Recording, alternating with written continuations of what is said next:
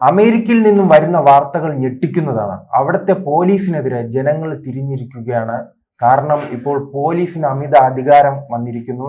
സൈനികരുടെ ആയുധങ്ങൾ, വാഹനങ്ങൾ പോലീസിന് നൽകുന്നു. എന്തിനാണ് ഈ അമേരിക്കൻ ജനതയെ അവിടുത്തെ ഭരണാധികാരികൾ ഇങ്ങനെ അടിച്ചമർത്തുന്നത്? ലോക പോലീസ് എന്ന് അറിയപ്പെടുന്ന രാജ്യമാണ് അമേരിക്ക. പക്ഷേ അവിടെ ഇപ്പോൾ പോലീസ് ഇല്ലാതാവുകയാണ്. പോലീസിൻ്റെ സ്ഥാനത്ത് പകരം പട്ടാളം വരികയാണ്.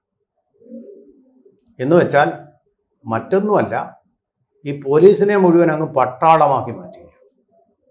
ഇപ്പോൾ ട്രംപിന് വന്നപ്പോൾ തോന്നിയത് പോലീസിൻ്റെ കാര്യത്തിലാണ്, പാണ്ഡൻ നായുടെ പല്ലിനു ശൗര്യം പണ്ടേ പോലെ ഫലിക്കുന്നില്ല, ഇവർ പോരാ, അപ്പം നേരെ ഇവരെ അങ്ങ് പട്ടാളമാക്കി കളയാം എന്ന് വിചാരിച്ചു. അതാണിപ്പോൾ നടന്നുകൊണ്ടിരിക്കുന്നത്. കടുവയെ പിടിച്ച് കിടുവയാക്കുന്ന പോലെ ഒരു കെമിസ്ട്രി നടക്കുകയാണ്. ബയോളജിക്കൽ ഒരു എവല്യൂഷൻ നടത്തുകയാണ്, മ്യൂട്ടേഷൻ നടത്തുകയാണ്. അല്ലെങ്കിൽ പുലിയെ പിടിച്ച് കടുവയെ പിടിച്ച് രാഹുൽ ഗാന്ധിയെ രാഷ്ട്രീയത്തിൽ ഇറക്കിയതുപോലെ സിംഹമാക്കി മാറ്റുകയാണ്. അപ്പൊ ഇനി അദ്ദേഹത്തിന് പറ്റിയ പണി അതെ. അപ്പൊ ഇനി സംശയം തോന്നിയാൽ ഉടനടി വെടി. ഇതായിരിക്കും അവിടുത്തെ സ്ഥിതി. ഇപ്പൊ തന്നെ വെടി കൊണ്ട് അവിടെ ജീവിക്കാൻ വയ്യാത്ത അവസ്ഥയാണ്.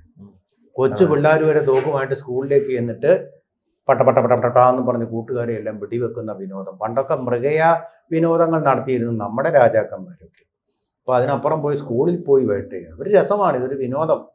അതാണ് പക്ഷികളെയൊക്കെ വെടിവെക്കും വിനോദത്തിന് വേണ്ടി. അങ്ങനെ നമ്മൾ കണ്ടിട്ടുണ്ട്. ഇവിടെ അങ്ങനെയല്ല, കുട്ടികളെ തന്നെ വെടിവെച്ച് കൊല്ലുക. ആ തരത്തിലേക്ക് ആയിപ്പോയി കഴിഞ്ഞിട്ട് അമേരിക്കയുടെ സൈക്കി എന്ന് പറയുന്നത്. കാരണം അതിൻ്റെ പ്രധാനപ്പെട്ട കാര്യം, ഒന്നാമത്തെ കാര്യം, സുഖാഡംബരത്തിൽ ഇങ്ങനെ കഴിയുമ്പോൾ അവർക്കൊരു ത്രില്ലിന് ഇപ്പോൾ കാടോ വനങ്ങളോ ഒന്നുമില്ല. എല്ലാം വ്യവസായ, സിമെൻറ്റ്, കോൺക്രീറ്റ് സൗധങ്ങളും വനങ്ങളും അങ്ങനെയുള്ള കാര്യങ്ങളൊക്കെയാണ്. അപ്പോൾ ഇവിടെ വന്ന് അവരുടെ ത്രില്ല് അവർ കാണിക്കുക. കഴിക്കുന്നതോ നല്ല ബേക്കണും സ്റ്റീക്കും അങ്ങനെയുള്ള സാധനം, ബീഫും ഇതൊക്കെയാണ് കഴിക്കുന്നത്. അപ്പോൾ കടന്ന് കുത്തും. അത് എന്തെങ്കിലുമൊക്കെ സാഹസങ്ങൾ കാണിക്കാൻ വേണ്ടിയിട്ടുള്ള ഒരു വിളി വരും, ഉൾവിളി. അല്ല, മറ്റൊരു കാര്യം, ലോകത്ത് എവിടെ പ്രശ്നം ഉണ്ടെങ്കിലും കുറച്ച് മനുഷ്യാവകാശ സംഘടനകൾ അമേരിക്കയിൽ നിന്ന് ചാടി ഇറങ്ങും. അപ്പോൾ അവരെല്ലാം എവിടെ പോയി? അവർക്ക് തന്നെ അടിച്ച് ഒതുക്കി അകത്തിട്ടോ? അതെ. പ്രശാന്ത് ഭൂഷൺ അതുപോലുള്ള കപിൽ സിബൽമാർ ഒരുപാടുണ്ട് അവിടെ. നാട് നീളെ ഒരു പണിയുമില്ല, എന്തുകൊണ്ട് പ്രശ്നമൊന്നും നോക്കി നടക്കുകയാണ്. ഉടനെ ഒരു ബാനർ വേണ്ടി വെച്ച് മുദ്രാവാക്യം വിളിച്ച് ക്യാപിറ്റോൾ ഹില്ലിൽ പോയി ഒരു പ്രകടനവും നടത്തും. ഇതാണിപ്പോൾ സ്ഥിരം നടന്നുകൊണ്ടിരിക്കുന്നത്. വേറെ പണിയൊന്നുമില്ല. അവരെല്ലാം എവിടെ പോയി ഇതെന്ന് അറിയില്ല. കൊടിസറി ഇന്നലെ പിന്നെ ക്യാമറയും കൊണ്ട് വന്നവരുടെ നിനക്കൊന്നും വേറെ പണിയില്ലടി എന്ന് പറയുന്നവർ ഇങ്ങനെ നോക്കിയിരിക്കുകയാണ് ഇവർ. ഈ കോടതികളുടെ മുമ്പിലൊക്കെ സാക്ഷിയാവാൻ വേണ്ടി ഇരിക്കുന്ന എല്ലാ കേസിലും അവർ സാക്ഷിയായിട്ട് വരും, സാക്ഷിപ്പടി വാങ്ങാൻ വേണ്ടി. അങ്ങനെയുള്ള ആൾക്കാരെ പോലെ ഇരിക്കുന്ന ധാരാളം ആളുകൾ ഒരു വശത്ത്. പക്ഷെ വളരെ പ്രധാനപ്പെട്ട ഒരു സാമൂഹിക പ്രശ്നമുണ്ട്. കുടിയേറ്റക്കാരെ ധാരാളമായിട്ട് അങ്ങ് പ്രോത്സാഹിപ്പിച്ചു. ഒരാൾ കുറവുമായിരുന്നു. കുടിയേറ്റക്കാരെല്ലാം കൂടെ വന്നു കഴിഞ്ഞപ്പോൾ കുടിയേറ്റക്കാർ പല കൾച്ചറിൽ നിന്നും വരുന്നവരാണ്. അമേരിക്കക്കാരനായിട്ടുള്ള അലക്സ് ഹെയ്ലി തന്നെയാണ് ദ റൂട്ട്സ് എന്ന് പറയുന്നത് എഴുതിയത്. അപ്പോൾ പല കൾച്ചറിൽ നിന്ന് വരുന്ന ആൾക്കാർക്ക് അവരുടെ ആ കൾച്ചറാണ് അവിടെ കൊണ്ടു നടക്കുന്നത്. അമേരിക്കൻ കൾച്ചറിലേക്ക് ഇഴുകിച്ചേരുകയില്ല ചെയ്യുന്നത്. ഇന്ത്യയുടെ ഏറ്റവും വലിയ സവിശേഷത എന്ന് പറയുന്നത്, ഇന്ത്യയിലേക്ക് വന്ന ആളുകൾ വളരെ മിലിറ്റൻസ് ആയിട്ടുള്ള ആൾക്കാരുമായിരുന്നു. അവർ പക്ഷേ ഇന്ത്യൻ കൾച്ചറിലേക്ക് വന്നപ്പോൾ കുറച്ച് സൊഫിസ്റ്റിക്കേറ്റഡായി, സംസ്കാര സമ്പന്നരായി. ഇത് കാൾ മാർക്സ് തന്നെ പറയുന്നുണ്ട്. അതാണ് ഇന്ത്യ വരുത്തിയ വലിയൊരു മാറ്റം അവരിൽ. സമാധാനപ്രിയമായിട്ടുള്ള ഇന്ത്യ. പിന്നീടാണ് അത് വയലൻ്റായിട്ട് വരുന്നത്. അതിൻ്റെ സാഹചര്യവും ഇത് തന്നെയാണ്. ഈ കുടിയേറ്റങ്ങൾ തന്നെയാണ്, അധിനിവേശങ്ങൾ തന്നെയാണ്. അമേരിക്കയിലെ അധിനിവേശം പക്ഷേ ചില വഷളായിട്ടുണ്ട്. അവിടെ വരുന്ന ആൾക്കാർ ഗട്ടോകൾ എന്ന് പറയുന്ന സ്ഥലങ്ങളിലൊക്കെയാണ് കഴിയുന്നത്. പ്രത്യേകിച്ചും ആഫ്രിക്കയിൽ നിന്നൊക്കെ വരുന്ന ആൾക്കാർ. കഷ്ടമുണ്ടവരുടെ കാര്യം. ഗട്ടോകളിൽ മൃഗസമാനമായിട്ടുള്ള ജീവിതം നയിക്കുന്നവരും ഉണ്ട് അമേരിക്കയിൽ. നമ്മൾ അമേരിക്കയുടെ ഒരു മുഖം മാത്രമേ കാണുന്നുള്ളൂ. ഈ ഒരു മുഖം കൂടി, ഇരുണ്ട മുഖം കൂടി അവർക്കുണ്ട്. അവിടെയൊക്കെ താമസിക്കുന്നവർ സ്വാഭാവികമായിട്ട് ക്രിമിനലുകളാവും.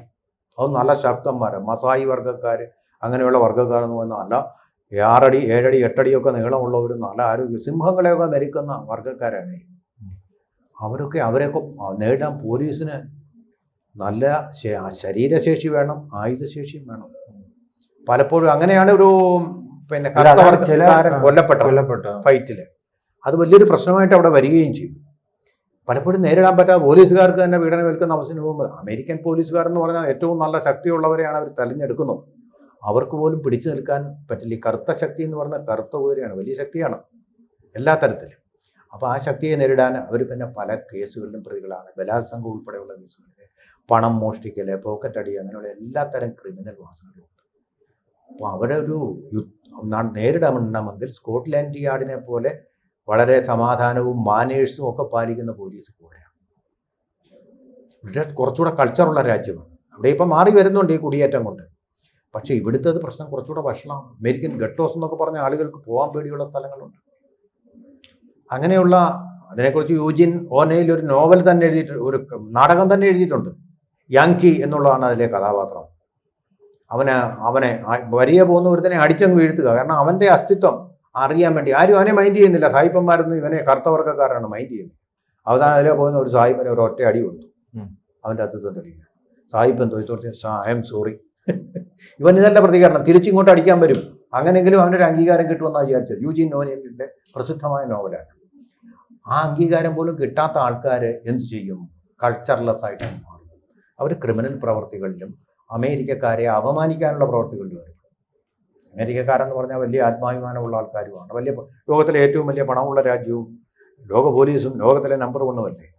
അപ്പോൾ അത് സഹിക്കാൻ വയ്യാതെ അപ്പോൾ അതിൻ്റെ പോലീസിൻ്റെ സഹായം, പോലീസ് തക്ക സഹായം എത്തിക്കാൻ പറ്റുന്നില്ല പലപ്പോഴും എന്നുള്ളതാണ്. അപ്പോൾ അതുകൊണ്ട് ഭരണകൂടത്തിൻ്റെ ഒരു ആവശ്യമായിരുന്നു ഇവരെ പട്ടാള ശൈലിയിലാക്കി തീർക്കുക എന്ന് പറഞ്ഞാൽ യന്ത്ര തോക്കുകളൊക്കെ കൊടുത്തുകൊണ്ട് എത്ര ദൂരെ നിന്ന് വേണമെങ്കിലും വെടിവെച്ച് വീഴ്ത്താൻ സൈലൻസർ രക്ഷാപ്രവർത്തനത്തിന് രക്ഷാ ദൗത്യം അതിന് വേണ്ടിയിട്ട് സജ്ജരാക്കുക എന്നുള്ളത്. അപ്പോൾ പട്ടാളവൽക്കരണം മാത്രമാണ്, പട്ടാള ട്രെയിനിങ് കൊടുത്ത് പട്ടാളം പോലെ തന്നെ ready to shoot at any time, ready to kill at any time, James ബോണ്ടിനെ പോലെ അങ്ങനെയുള്ളൊരു സംവിധാനമാണ് അവർ ഉദ്ദേശിക്കുന്നത്. അല്ല, ഒരു ഭാഗത്ത് ഈ ട്രംപിന്റെ നയങ്ങൾ, മറ്റൊരു ഭാഗത്ത് പോലീസിന്റെ നയങ്ങൾ. പിന്നീട് ട്രംപ് ഇടയ്ക്കിടയ്ക്ക് അദ്ദേഹത്തിന്റെ പാർട്ടി എതിരായിട്ടുള്ള പാർട്ടി ഭരിക്കുന്ന ഇടങ്ങളിൽ സൈനികരെ ഇറക്കുന്നു. അമേരിക്കൻ ജനത ഇപ്പോൾ വലിയ പ്രതിസന്ധിയിലേക്ക് പോവുകയാണ്. അവരെ ചങ്ങലയ്ക്കുള്ളിലാണ് ഇപ്പോൾ ഇട്ടിരിക്കുന്നത്. അല്ല, ഇപ്പോൾ ഇതിനെക്കുറിച്ചൊരു സർവേ നടത്തിയിരുന്നു. ആ സർവേ റിപ്പബ്ലിക്കന്മാരും ട്രംപിൻ്റെ പാർട്ടിയാണല്ലോ, ഡെമോക്രാറ്റുകൾ ഒരുപാട് ഇതിനെ എതിർത്തു. കാരണം പോലീസ്, ഇങ്ങനെ വരുന്ന പോലീസ് ആളുകളിൽ ഭയമുണ്ടാക്കും എന്നുള്ളതാണ്. അല്ല, അതാണ് ജനങ്ങൾ ചങ്ങലയിലാണോ? ജനങ്ങൾ ചങ്ങലയിലോ എന്ന് ചോദിച്ചാൽ ലോകത്തിലെ ഏറ്റവും അധികം റൈറ്റ്സും പ്രിവിലേജസും സ്വാതന്ത്ര്യവും കൊടുക്കുന്ന രാജ്യമാണ്. അതാണല്ലോ സ്റ്റാച്യു ഓഫ് ലിബർട്ടി എന്ന് പറയുന്നത് അതിൻ്റെ അടയാളമാണ്. പക്ഷേ ഇങ്ങനെയുള്ള പോലീസ് വന്നു കഴിഞ്ഞാൽ ജനങ്ങൾ ഭയത്തിലാവും. പോലീസ് എന്ന് പറയുന്നത് ജനങ്ങളുടെ രക്ഷകനാകണമെന്നുള്ളതാണ് പൊതുവെയുള്ള സങ്കല്പം. ഇവിടെ പക്ഷേ ശിക്ഷകനായിട്ട് വരികയാണ്. ഒരു നല്ല ഉദ്ദേശത്തോടെയാണ് ചെയ്യുന്നതെങ്കിലും സാധാരണ ജനങ്ങൾക്ക് അതൊരു പേടിയും അകലവും പോലീസിൽ നിന്നും സൃഷ്ടിക്കും. അതൊരു ജനാധിപത്യ രാജ്യത്തിനെ അംഗീകരിക്കുന്ന മൂല്യങ്ങളിൽ ഒന്നല്ല എന്നുള്ളതാണ്. പോലീസ് ഫ്രണ്ടില്ല. അതിനാണല്ലോ നമ്മുടെ രാജ്യത്തും ജനമൈത്രി പോലീസ് എന്ന് പറഞ്ഞ് പോലീസിനെ ഇങ്ങനെ അടുപ്പിക്കാൻ ശ്രമിക്കുന്നത്. അതിലൊക്കെ മാനേഴ്സുള്ള പോലീസാണ് അമേരിക്കയിലെ പോലീസ്. പക്ഷെ അങ്ങനെയുള്ളപ്പോൾ പോലും സൽമാൻ റുഷ്ദിയെ പോലുള്ള ആൾക്കാരെ പരസ്യമായിട്ട് വന്നൊരുത്തിന് കുത്താൻ കഴിയുന്നു ഒരു ഭീകരവാദിക്ക്.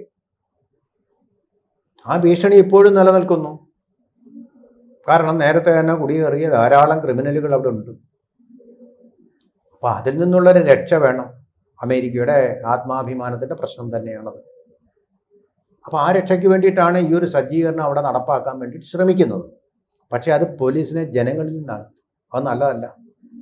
ആകലം പാടില്ല. രക്ഷകനായിട്ടും സൗഹൃദത്തോടെ പെരുമാറുന്ന ആളായിട്ടും ഒക്കെ പെരുമാറണമെന്നാണ്, ഇത് അകറ്റുമെന്നാണ് ഇവർ പറയുന്നത്. അവിടെ ജനങ്ങളുമായിട്ടൊരു ഇഴുകിച്ചേരൽ പോലീസിനുണ്ടാകാതെ വരും. സൗഹൃദമില്ലാതെ വരും. പരാതി എന്ന് പറയാൻ പോലും പേടിയായിട്ട് തീരും. ശരിയാണ്, കുറേ ക്രിമിനൽസിനെയൊക്കെ ഇവർക്ക് നേരിടാനും കൊല്ലാനും ഒക്കെ പറ്റും. പക്ഷെ ഭീതിയുടെ യുദ്ധസ്ഥലത്താണ് തങ്ങൾ നിൽക്കുന്നതെന്നൊരു തോന്നൽ പൊതുസ്ഥലത്ത് അവർക്ക് തോന്നുന്നു. സ്റ്റാച്യു ഓഫ് ലിബർട്ടി എന്നാണ് പറയുന്നത്. ലിബർട്ടി എന്ന് പറഞ്ഞാൽ ഫ്രീഡത്തിനും അപ്പുറമുള്ളതാണ്. പൂർണ്ണമായ സ്വാതന്ത്ര്യം നിങ്ങൾക്ക് നൽകുന്നു. അങ്ങനെയാണല്ലോ നിശാ ക്ലബ്ബുകളും ഏത് തരത്തിലുള്ള അവിടുത്തെ പ്രവർത്തനങ്ങളും എല്ലാം നടത്താനുള്ള അനുവാദം അമേരിക്കയിലുള്ളത്. അതുകൊണ്ടാണല്ലോ ചെറുപ്പക്കാരെ ഇറങ്ങി അങ്ങോട്ട് പോകാൻ ആഗ്രഹിക്കുന്നത്. ഏത് തരത്തിലുള്ള ഒരു സാമൂഹിക ജീവിതം നയിക്കാനും നിങ്ങൾക്ക് സ്വാതന്ത്ര്യമുണ്ട്. ഒരു സദാചാര പോലീസും ഇല്ല. അപ്പം അങ്ങനെ ഒരു രാജ്യത്ത് ഈ പട്ടാളം എന്ന് പറയുമ്പോൾ ശക്തിയുള്ളതാണ്. ആയുധങ്ങളോട് കൂടി വരുന്ന കുറച്ചുകൂടെ പവർഫുൾ ആയിട്ടുള്ള ഒന്ന് വരുമ്പോൾ ഒരു ഭീതിയുടെ അന്തരീക്ഷം സൃഷ്ടിക്കും. നമുക്ക് ഉദാഹരണത്തിന് നമുക്കിവിടെ അറിയാം, നമ്മുടെ ഈ ചലച്ചിത്ര മേള നടക്കുമ്പോൾ, ഇൻ്റർനാഷണൽ ഫിലിം ഫെസ്റ്റിവൽ നടക്കുമ്പോൾ അതിൻ്റെ വേദിയിലേക്ക് ഒരു പോലീസുകാരൻ വന്നു, എന്തോ ഒരു സുരക്ഷാ പ്രശ്നത്തിന് വേണ്ടി. അവിടെ ഇരുന്ന മുഴുവൻ ആളുകളും കൂകി എതിരായിട്ട് മുദ്രാവാക്യം പിടിച്ച് പോലീസിനെ മാറ്റേണ്ടി വന്നു. കാരണം അങ്ങനെയുള്ള സാംസ്കാരികമായിട്ടുള്ള ഒരു സ്വാതന്ത്ര്യത്തിൽ പോലീസിൻ്റെതായിട്ടുള്ള ഒരു ഇടപഴകൽ നമ്മൾ ഒരിക്കലും അനുവദിക്കാറില്ല. അത് തന്നെയാണ് അതിലെ പ്രശ്നം.